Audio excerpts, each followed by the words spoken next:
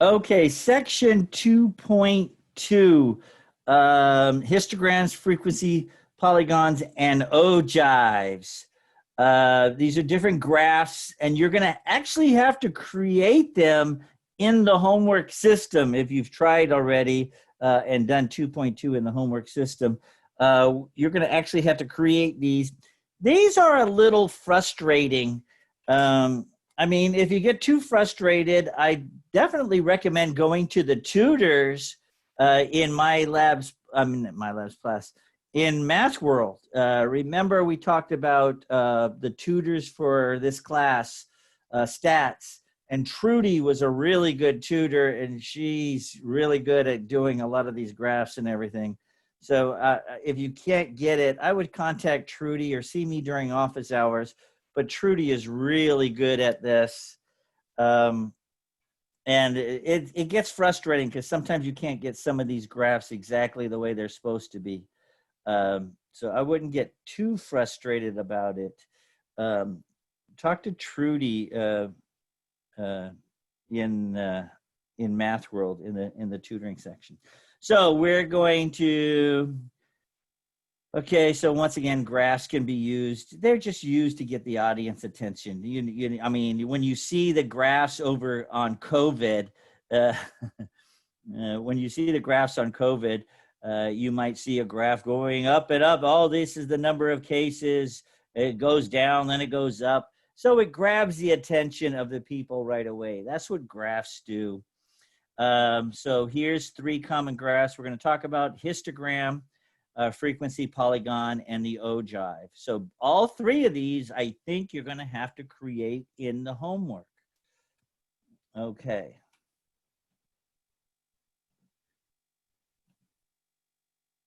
So when you construct any one of these three, you're going to have to label the x and the y axis.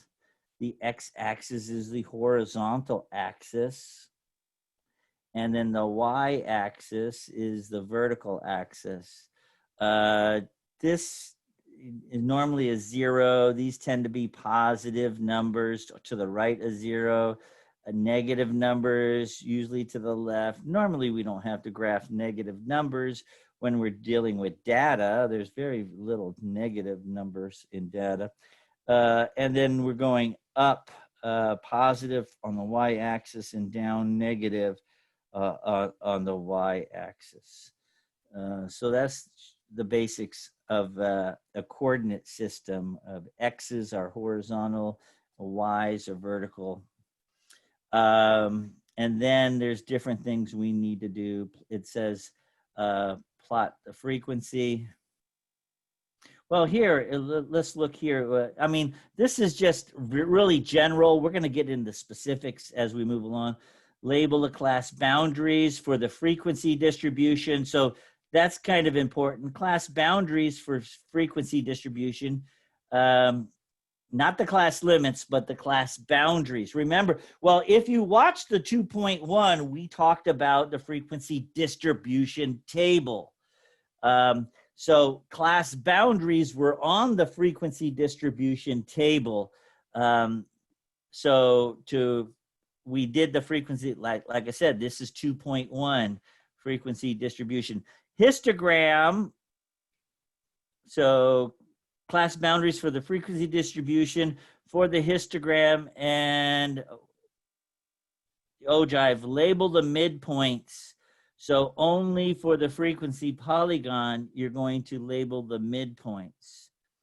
And once again, it doesn't sound much. I mean, they're just talking, they're just mentioning different things here. We're going to get into specifics. Plot the frequency for each class, draw the vertical bars for the histogram.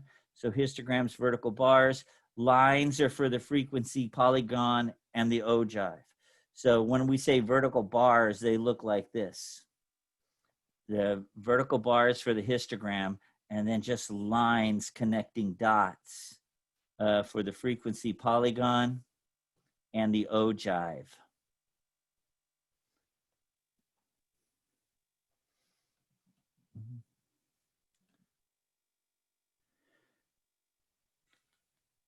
Once again, it says again, just this is it's good to know that have this histogram of vertical bars. Histogram uses class boundaries and frequencies of the class. So class boundaries, let's put that, it's the x-axis. And the frequency is how high it goes, the y-axis. So the x-axis is the class boundaries for the histogram, and the y-axis is the frequency, how often that number or that data occurs in that boundary. Mm-hmm. So, like we did in 2.1, we had class limits, and then from the class limits, we created class boundaries. And it's really important that you watch section 2.1 video. If you haven't done it, not only watch it, study it, take notes. That 2.1 is important. So once again, we're going to create a graph for a histogram graph. We need two things. We need the class boundary and the frequency. Class boundaries are the x-axis, and the frequency is the y-axis. Okay, so just remember these class boundaries for each class, and these are the frequencies for each class. It's so much nicer when I have a big board so I can see everything all at once. It says draw and label the X and Y axis, just like we talked about. The frequency represents the Y axis, like I said. The class boundaries is the X axis. And if you notice, the first boundary was 99 to 104. The second boundary was 104 to 109. So I'm going to go back up here and show you this. Do you see? The class boundary was 99.5 to 104. And in 2.1, I talk about how this 104 is the same thing over here. For class limits, they're not. It's not the same number.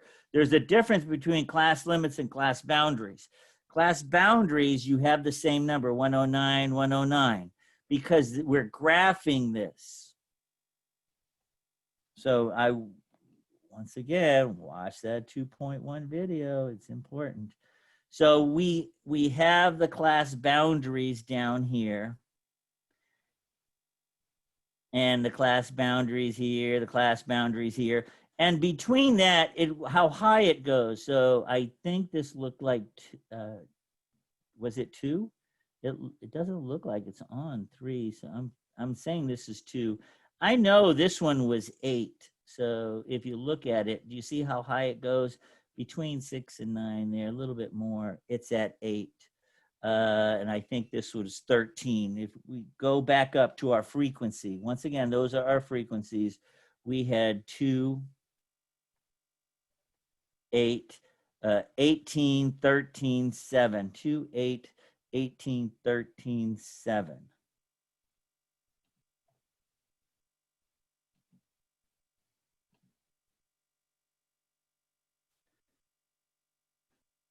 So this was 2, it goes up to 2, 8, 18, 13,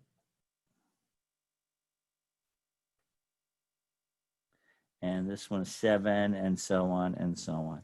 So this is what a frequency histogram looks like. This is what a histogram.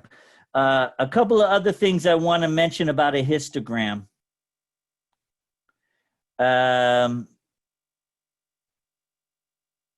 The sides touch each other. Sometimes they give you, if it's a multiple choice, the sides don't touch. It's not a histogram. Do you see these sides right here? They're touching each other. The sides touch. There's no gap between it. So in a histogram, the sides touch each other.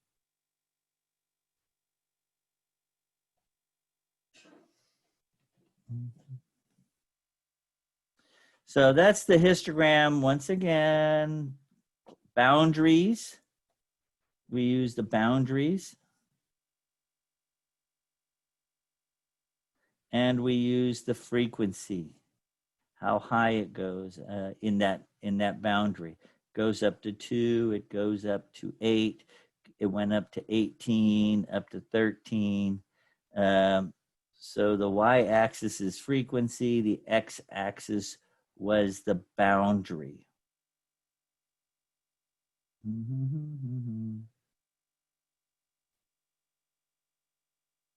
Frequency polygon. So we said we used these rectangles for histogram. Polygon, though, we use straight lines. So for the polygon, though, we don't use boundaries, we use midpoints. So for the frequency polygon, you're going to use lines that connect. Lines that connect. We're not using rectangles that go up. Plotted from the frequencies of the class midpoints. So if we had class limits, yes, they can. Yes, they can. Somebody asked, can midpoints have decimals? Yes, they can. When we get to if you watch 2.1, I talk about that. We want our class width to be an odd number. We try to make our class width an odd number. If it's not an odd number, if our class width was an even number, then sometimes we get a decimal for a midpoint. So, but in 2.1, I explained that a little bit. So if you look at this limit, the midpoint, this is how I look at the limit. The midpoint, the class has 100 in it, 101, 102, 103, and 104. Do you see between 100 and 104, including those, 102 is the middle. 102 is the midpoint. So some people's, and I keep on referring back to 201 because I noticed some people watched it, but not everybody watched that video. So just let you know, I saw 9 hits on YouTube because I just created that. I saw 9 people had watched it, and I think I was one of them. So not everybody watched it. And it's really important that you watch that video because it pertains to a lot of stuff we're talking about now. One way of finding midpoints from the class limits is subtracting successive limits. 105 minus 100 equals 5. That's the class width. That's the class width. The class width is 5. Do you see there's 5 numbers between 100 and 104, including those? And so the width is an odd number. We try to keep our class width an odd number so we don't end up with a decimal as the midpoint. But it's not unheard of. You could have a class width of 4 and then it would be a decimal. And the way to find the midpoint, by the way, there's this formula for midpoint that we actually, there's a formula for midpoint that we did in 2.1. The formula for the midpoint is add these 2 up. Let's just do this one. Add them up.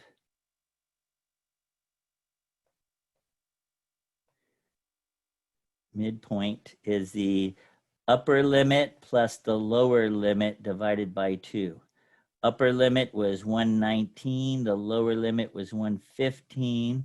When I add those 2 together, I get 234. 234 divided by 2 is 117. So the midpoint for this is 117. You add the upper and the lower limit together and you divide by 2. If you add these two together and divide by 2, you get 127. Add these two together, I get 204. Divide by 2, I get 102. So, and in 2.1, in the video, I really mentioned there's a lot of formulas you need to start writing down. Create a formula sheet to keep that going. Some running total of formula sheets. It's really good to have them handy. If you have the workbook or your notes, it might be hard finding stuff. So a nice running piece of paper with all the formulas on come in handy. So if you look here, once again, we're doing the frequency polygon. Polygon requires midpoints for the x-axis, and it requires frequency for the y-axis. So at 102, it should go up to 2. At 107, it should go up to 8. So let's see where we are when we scroll down.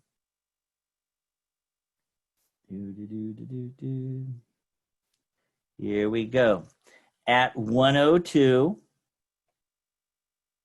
it goes up to 2. Do you see there's the y-axis is at 2. At the midpoint 107, it goes up to 8. And so on. These are all the midpoints. 112 is a midpoint. 117 is a midpoint. 122 is a midpoint. Do you see how that's different from the histogram that we had? The histogram uses class boundaries. The frequency polygon, the frequency polygon uses the midpoints. So this is really important too, because people mess this up on homework. This was a point, this was a point, this was a point. These are all points. And if you look, the last point was 132 up here. I'm going to go up to the top and show you. The last point was 132, midpoint was 132, and it goes to 1. That's the last point, 132, and the first point was 102.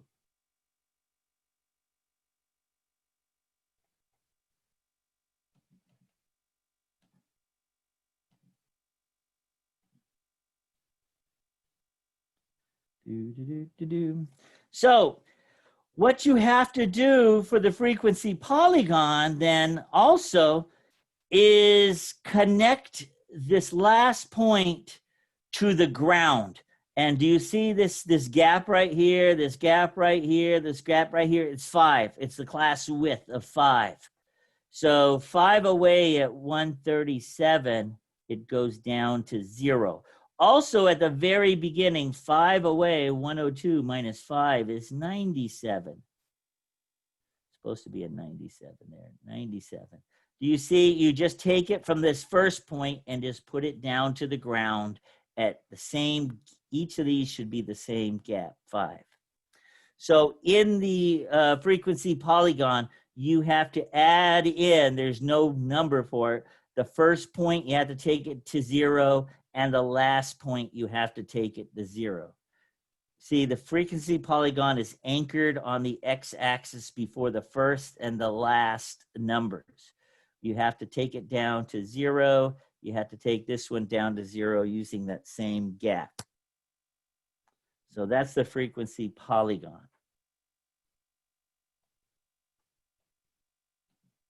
Now, the ogive is something similar.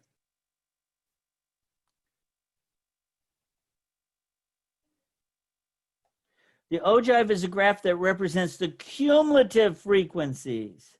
Does anybody know what cumulative frequency means? I want to get some kind of feedback from you guys.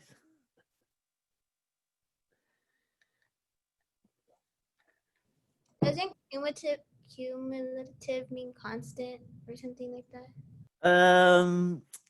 Not necessarily. No, it's no, not constant. And wait, somebody's typing something in. Let's see what we got. It's like, it's not an average. It's not an average. Is it Megan, like overall? say that again. Overall? Yeah, it's a running total. It's the sum up to that point. It's the sum up to that point. It's a running total. So if I take this down a little bit, I'm gonna just show you on here. So you will have the cumulative frequency. Normally it'll be to the right of the actual frequency. And so right now, when you start with this first number, our total is 2. When you now, after you do the second one, our total is 2 plus this 8 is 10. Then we have to add another 18. 10 and 18 is 28. Do you see? This is a running total. 2 plus 8 plus 18 is 28. Now, if I add a 13 to that, 28 plus 13 is 41. 41 plus 7 is 48. 48 plus 1 is 49, and 49 plus 1 is 50. It's so 50 pieces of total data. Cumulative frequency is a running total. Starting here, we started with 2 more, 8 more to that is 10. 18 more to 10 is 28. So cumulative is a running total. So we had 2, 10, 28, and if we look here, this is the cumulative frequency. You added those up, and then at the bottom, you should have your total pieces of data, and we have a total of 50 pieces of data. So let's go back up to the top. There's one more key thing. I mentioned it, but I want to make sure we see it.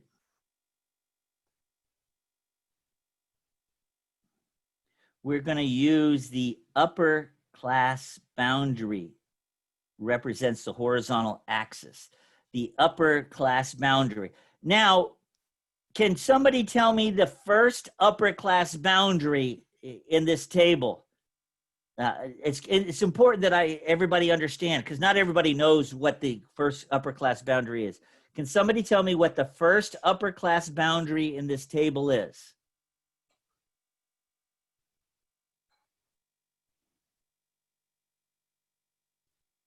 And we get a typer. That's good. Thank you. 104.5. Thank you. I can't say that name. Chima. This is the lower boundary. This is the upper boundary. So 104.5 is the first upper class boundary. The next upper class boundary is 109.5. The next upper class boundary is 114. So for the ogive, even though it says ogive, it's pronounced ogive. The ogive, you have to use the upper class boundaries, 104.5, 109.5, 114.5, 119.5. These are the upper class boundaries. By the way, this is the lower limit, the lower class limit, and this is the upper class limit. These are limits and these are boundaries. I talk about that in 2.1. You study that 2.1. That's a really good video I did. Okay, so if you look, once again, the upper class boundaries that we're going to be using are these, and these are the cumulative frequencies. So this is how we do the Ogive graph. We use this on the x-axis, and we use cumulative frequency on the y-axis.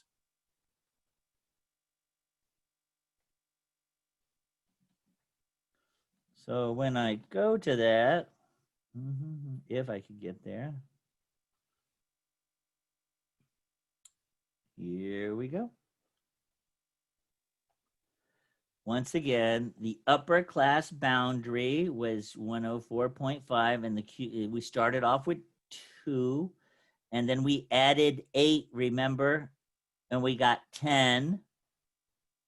And then we added the next upper class boundary, we added 18, so this should go up to 28, and it does, 28. and so on and so on.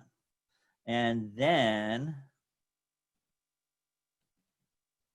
we just connect the dots. And if you notice, here we did start off at 0. This was the first dot we put. On the ogive, the left side does get anchored. So the left side does get anchored. The right side does not. The right side stays up there. The left side does, not the right side, because we're adding up the total. One more, one more. So the right side on the ogive stays up. The left side does have to get anchored and go down to the ground. Somebody asked, does it eventually have to touch the ground? It's never going to touch the ground because we keep on adding up the frequencies on the right side. But the left side, yes, does have to touch the ground.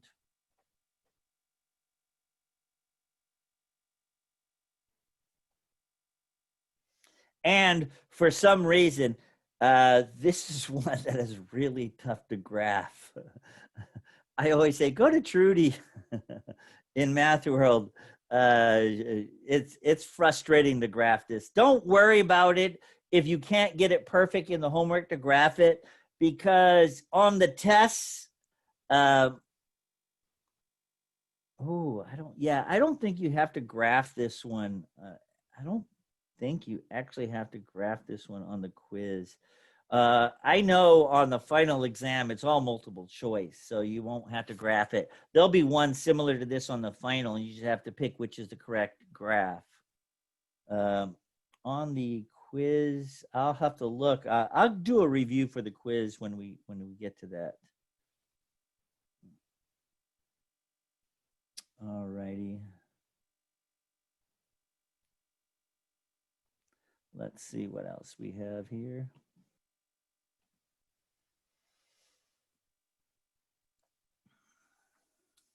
And they just explain a little bit more. See, that point was 28. That was the midpoint for that area.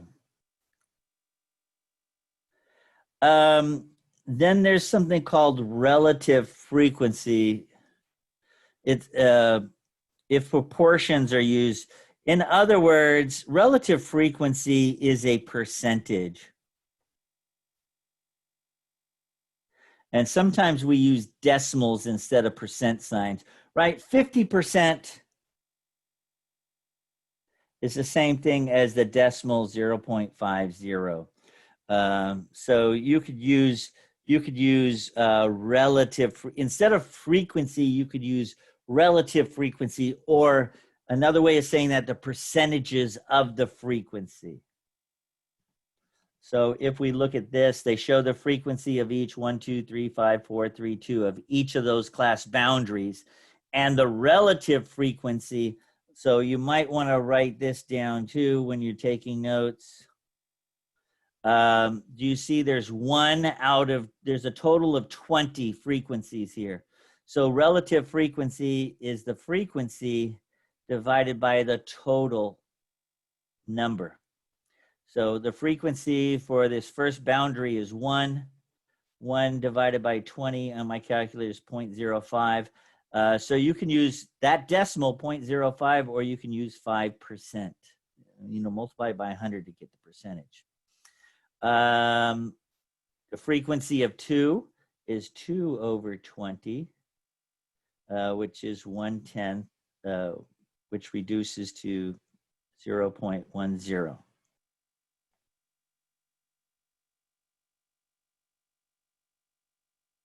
Yes, relative frequency is frequency divided by relative frequency. Anytime I write something down, you're going to have to know. Any formula you see that you don't recognize, I would write it down. Relative frequency equals the frequency for that boundary divided by the total number in the frequency category. You see, the total number in the frequency when we added it all up was 20. And you see here's a frequency of 3. 3 divided by 20 is 0.15. That's 15% or 0.15. When you add up the percentages or the decimals, it should add up to 100% or 1, the decimal equivalent to 1.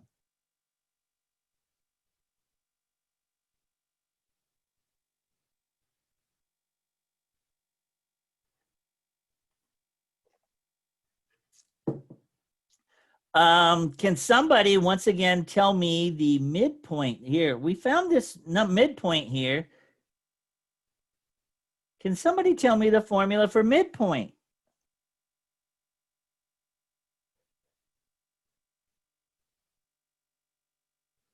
So in 2.1, well, you don't have to tell me. I'm going to tell you. But the midpoint formula, you can add up the lower class limit and the upper class limit and divide by 2, or you can add up the boundaries and divide by 2. It says limits or boundaries.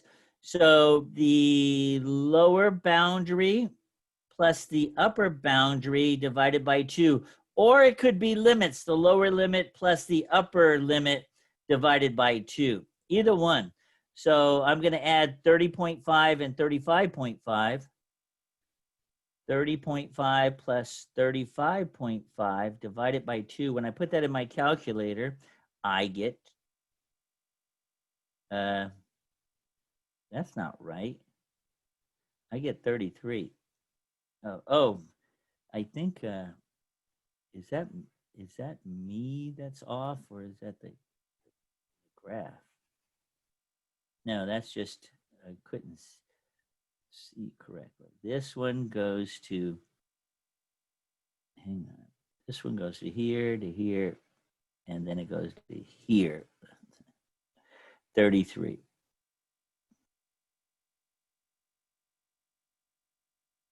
You add the two boundaries and you divide by 2 to get those midpoints.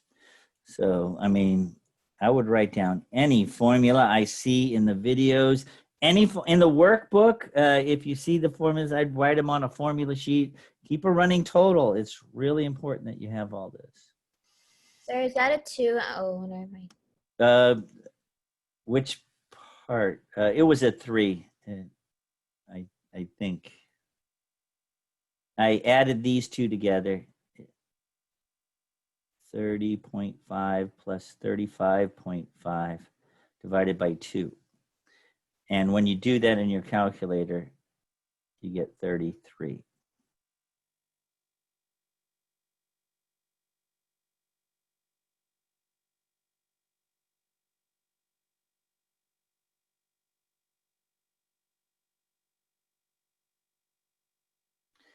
Chima, I'm not sure.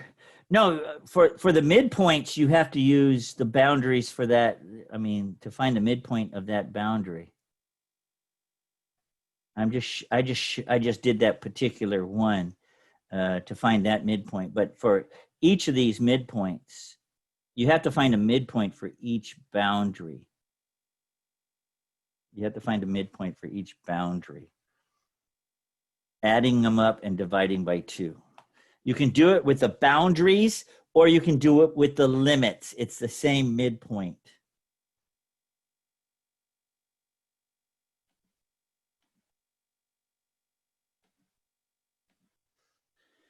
All right, so once again, if we look, the boundary, this is a relative frequency class. Once again, this is the frequency distribution. The first graph we did, this is the frequency distribution, the histogram. This is the first graph we did, histogram, except it's not the frequency. Do you see? It's not, 2, 8, 28. It's the percentage that we did. It's the relative frequency, 0.05. This goes up to 10%, 0.10. This goes up to 0.15. This one goes up to 0.25. So you, on the y-axis, you can do a histogram with a relative frequency for the y-axis. The boundaries are the same, 5 and 10, 5.5, 10.5, 10.5 to 15.5. So the boundaries you use, but you can use, instead of the actual frequency, you can use the relative frequency. In other words, the percentage of graph that it presents. So on a regular histogram, we use frequencies for the y-axis, but for a relative frequency histogram, you can use these numbers. It just depends on what they're asking for. If they say a histogram using relative frequencies, these are the y-axis. If it just says histogram, we're just going to use the frequencies.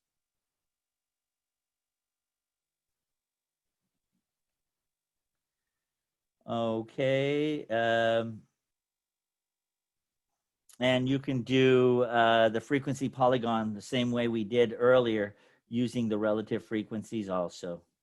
That's all they're showing you, that you can do the frequency polygon. These points were the midpoints, don't forget.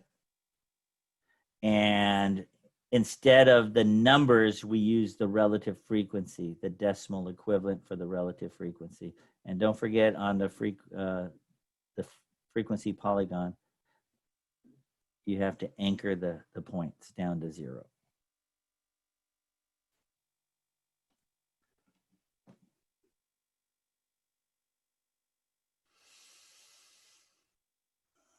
Ogive, upper class boundaries, and the cumulative relative frequency. So on this one, we had 0.05. You see, now we started with 1. Now we add 2 to it, and we get 3. So it'd be 3 divided by 20. Then we add 3 to that, and we get 6 for the next one. And 6 divided by 20 is this. Add 5 to that, and we get 11 for the next one. Add 4 to that, 15. Add 3 to that, 18. Add 2 to that, you get 20. And there were 20 frequencies together in this particular graph, and it should add up to 1. So you can use, once again, either the frequency or the cumulative frequency or the relative frequency. The ogive always does cumulative. The ogive always uses cumulative frequency or relative frequency. Remember, frequency is just a number. Relative frequency is a percentage or a decimal.